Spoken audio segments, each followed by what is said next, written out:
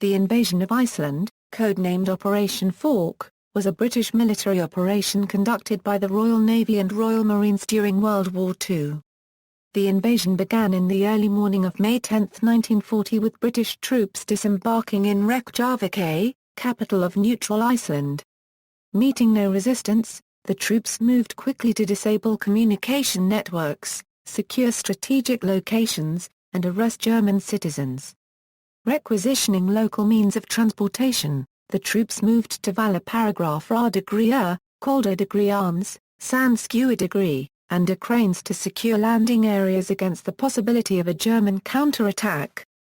In the following days, air defense equipment was deployed in Reykjavik and a detachment of troops was sent to Akureyri. In the evening of May 10, the government of Iceland issued a protest, charging that the neutrality of Iceland had been flagrantly violated, and its independence infringed, and noting that compensation would be expected for all damage done. The British promised compensation, favourable business agreements, non-interference in Icelandic affairs, and the withdrawal of all forces at the end of the war. Resigning themselves to the situation, the Icelandic authorities provided the invasion force with de facto cooperation, though formally maintaining a policy of neutrality. The invasion force consisted of 746 Royal Marines, ill-equipped and only partially trained. Although it succeeded in its mission, it was manifestly insufficient to defend an island of 103,000 square kilometres. On May 4, 1700, troops of the British Army arrived in Iceland to relieve the Marines. This force was subsequently augmented to a final force consisting of 25,000 troops of the British and Canadian armies. A year later, American troops of the U.S. Marines' 1st Provisional Marine Brigade under the command of Brigadier General John Marston were tasked with relieving the British, although the country was still officially a non-belligerent. They were augmented and ultimately relieved by U.S. Army troops, who remained there for the duration of the war. Background. In 1918, after a long period of Danish rule, Iceland had become an independent state in personal union with Denmark and with common handling of foreign affairs. The newly born Kingdom of Iceland declared itself a neutral country without a defence force. The Treaty of Union allowed for a revision to begin in 1941 and for unilateral termination 3 years after that, if no agreement was reached. By 1928, all Icelandic political parties were in agreement that the Union Treaty would be terminated as soon as possible. On April 9, 1940, German forces launched Operation Weser 1/4, invading both Norway and Denmark. Denmark was subdued within a day and occupied. On the same day, the British government sent a message to the Icelandic government, stating that Britain was willing to assist Iceland in maintaining her independence but would require facilities in Iceland to do so. Iceland was invited to join Britain in the war as a belligerent and an ally. The Icelandic government rejected the offer. On the next day, April 10, the Icelandic parliament, the Alla 3/4 declared Danish King Christian X unable to perform his constitutional duties and assigned them to the government of Iceland, along with all other responsibilities previously carried out by Denmark on behalf of Iceland. On April 12, in Operation Valentine, the British took over the Faroe Islands. Following the German invasion of Denmark and Norway, the British government became increasingly concerned that Germany would soon try to establish a military presence in Iceland. They felt that this would constitute an intolerable threat to British control of the North Atlantic. Just as importantly, the British were eager to obtain bases in Iceland for themselves to strengthen their northern patrol planning. As the military situation in Norway deteriorated, the Admiralty came to the conclusion that Britain could no longer do without bases in Iceland. On May 6, Winston Churchill presented the case to the War Cabinet. Churchill maintained that if further negotiations with the Icelandic government were attempted, the Germans might learn of them and act first. A surer and more effective solution was to land troops unannounced and present the Icelandic government with a fait accompli. The War Cabinet approved the plan. The expedition was organized hastily and haphazardly. Much of the operational planning was conducted en route. The force was supplied with few maps, most of poor quality, with one of them having been drawn from memory. no one in the expedition was fully fluent in the Icelandic language. The British planned to land all of their forces at Reykjavik. There, they would overcome any resistance and defeat local Germans. To guard against a German counterattack by sea, they would secure the harbour and send troops by land to nearby Valaparagrafradagria. The British were also worried that the Germans might airlift troops, as they had done with great success in their Norwegian campaign. To guard against this, troops would drive east to the landing grounds at Sandskuidagri and Koldadagri. Lastly, troops would be sent by land to the harbour at Akureyri and the landing ground at Meldaradagri in the north of the country. The Naval Intelligence Division expected resistance from three possible sources. Local Germans, who were thought to have some arms, could be expected to resist or even attempt some sort of coup. In addition, a German invasion force might already be underway or launched immediately following the British landings. The NID also expected resistance from the Reykjavik police, consisting of some 70 men under arms. If by chance a Danish patrol vessel were present in Reykjavik, the Danish sailors might assist the defenders.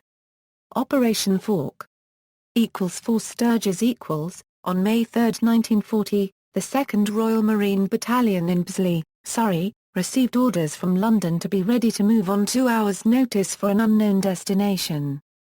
The battalion had only been activated the month before.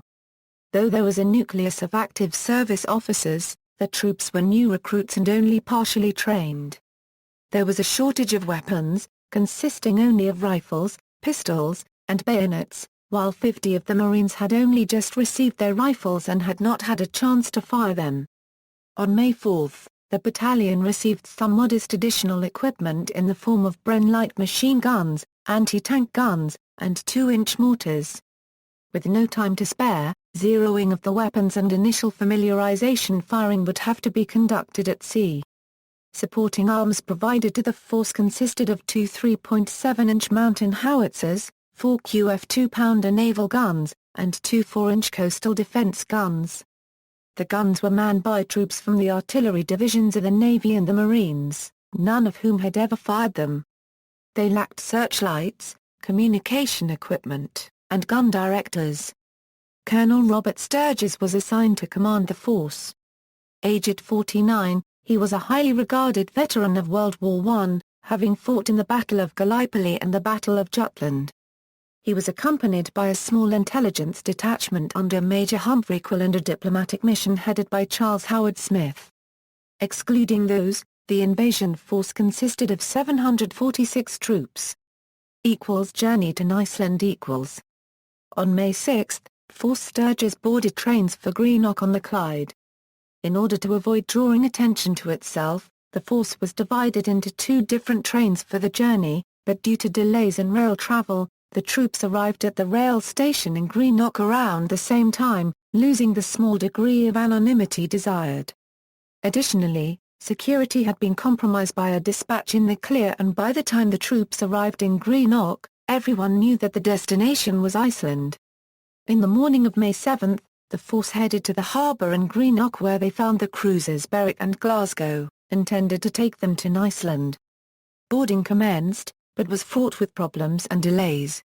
The departure date was moved to May 8 and even then, a large amount of equipment and supplies had to be left on the piers.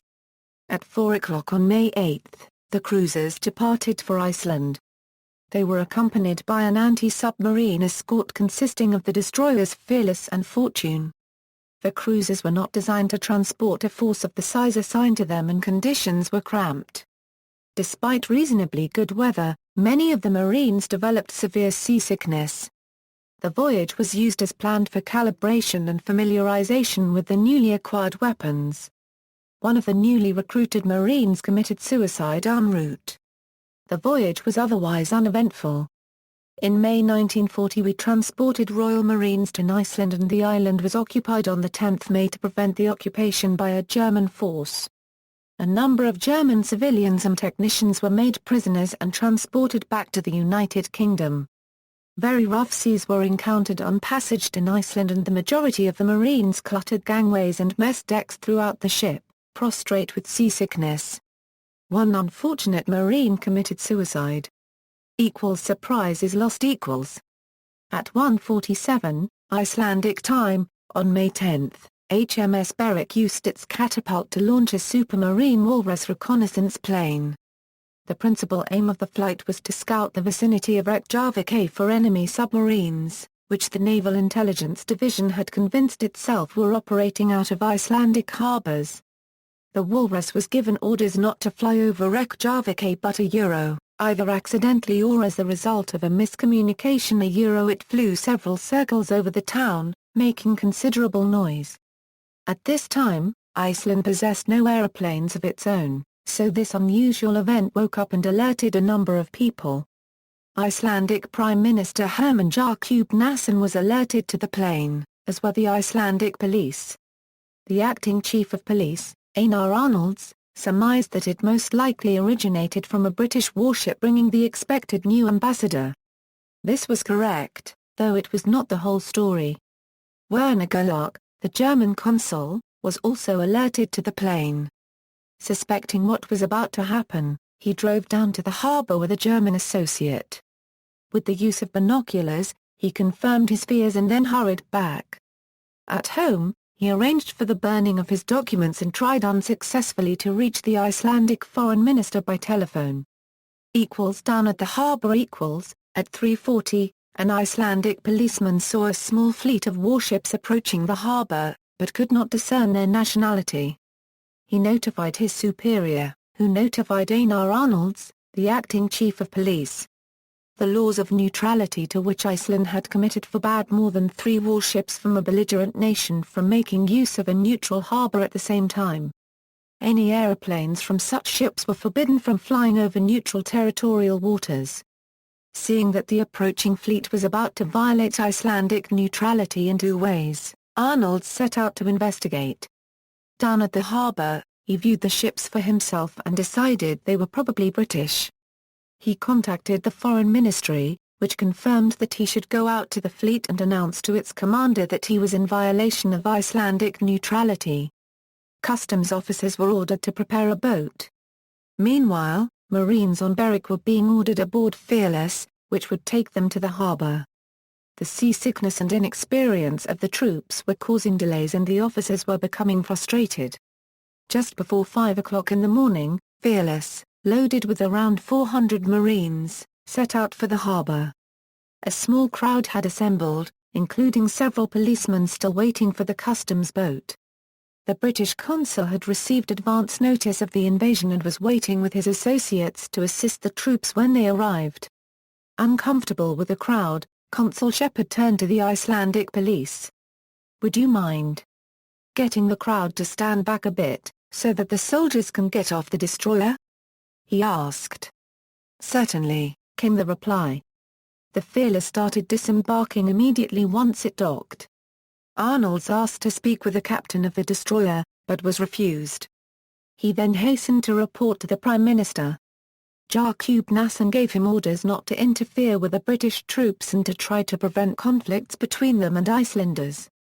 Down at the harbour, some of the locals protested against the arrival of the British. One Icelander snatched a rifle from a Marine and stuffed a cigarette in it. He then threw it back to the Marine and told him to be careful with it. An officer arrived to scold the Marine. Operations in Reykjavik. The British forces began their operations in Reykjavik by posting a guard at the post office and attaching a flyer to the door. The flyer explained in broken Icelandic that British forces were occupying the city and asked for cooperation in dealing with local Germans. The officers of the Zarmin, the Rashvi, and the Meteorological Office were quickly put under British control to prevent news of the invasion from reaching Berlin. Meanwhile, high priority was assigned to the capture of the German consulate. Arriving at the consulate, the British troops were relieved to find no sign of resistance and simply knocked on the door. Consul Gerlach opened, protested against the invasion, and reminded the British that Iceland was a neutral country. He was reminded, in turn, that Denmark had also been a neutral country. The British discovered a fire upstairs in the building and found a pile of documents burning in the consul's bathtub. They extinguished the fire and salvaged a substantial number of records. The British had also expected resistance from the crew of Bablanka, a German freighter which had hit an iceberg in the Denmark Strait and whose 62-man crew had been rescued by an Icelandic trawler. The Naval Intelligence Division believed the Germans were actually reserve crews for the German submarines they thought were operating out of Iceland. The unarmed Germans were captured without incident. United States occupation force. Britain needed their troops elsewhere, and in July 1941, passed responsibility for Iceland to the United States under a U.S. Icelandic defense agreement. President Franklin Roosevelt ordered the American occupation of Iceland on June 16, 1941. The 1st Provisional Marine Brigade of 194 officers and 3,714 men from San Diego under the command of Brigadier General John Marston sailed from Charleston, South Carolina on June 22 to assemble as Task Force 19 at Argentia, Newfoundland. Task Force 19 USS Hayward, USS Fuller, USS William P. Biddle, USS Arizaba, USS Arcturus, USS Hummel, USS Salamini, USS Cherokee, escort, USS Arkansas, USS New York, USS Brooklyn, USS Nashville. Scream, USS Lee, USS Upshur, USS Bernadette, USS Ellis, USS Buck, USS Benson, USS Mayo, USS Cleves, USS Niblack, USS Lansdale, USS Hillary P. Jones, USS Charles F. Hughes, USS Plunkett. Task Force 19 sailed from Argentia on July 1. On July 7, Britain persuaded the Althing to approve an American occupation force, and TF-19 anchored off Reykjavik that evening. The United States Marine Corps commenced landing on July 8, and disembarkation was completed on July 12. On August 6, the United States Navy established an air base at Reykjavik with the arrival of Patrol Squadron VP-73 PBY Catalinas and VP-74 PBM Mariners. United States Army personnel began arriving in Iceland in August, and the Marines had been transferred to the Pacific by March 1942. During the period 1942 to 1943, roughly 50,000 U.S. military personnel were stationed on the island, outnumbering adult Icelandic men.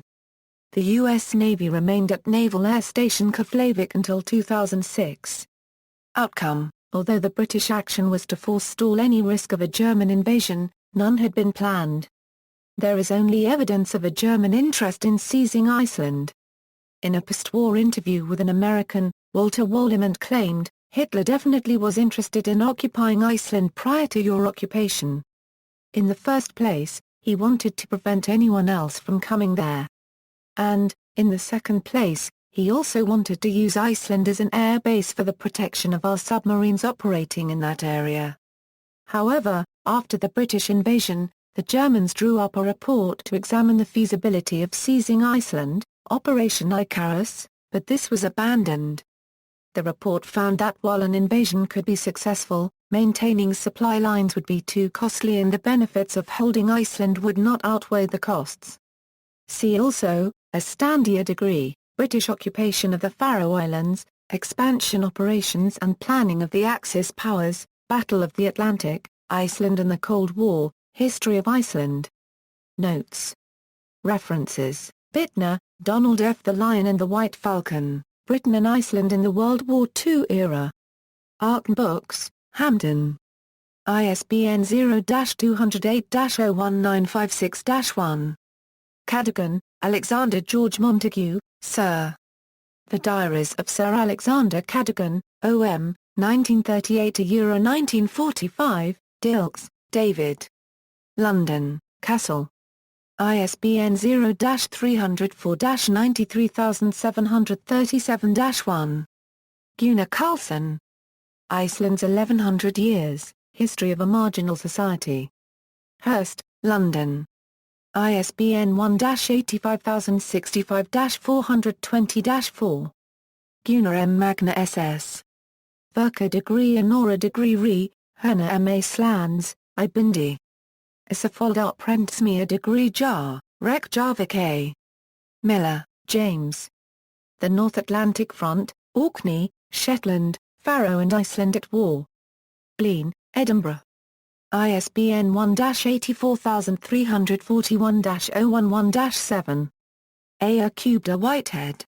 Britannia Coma, Iceland Zardagriari Heimstiga Paragraph LD. Vaka Helgal, Reykjavik A.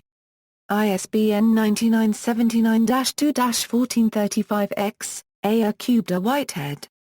Millie Vonarog R cubed TTA, Iceland Zardagriari Heimstiga Paragraph LD. Vaka Helgal, Reykjavik A. ISBN 9979-2-0317-X. Further reading, Fairchild, Byron.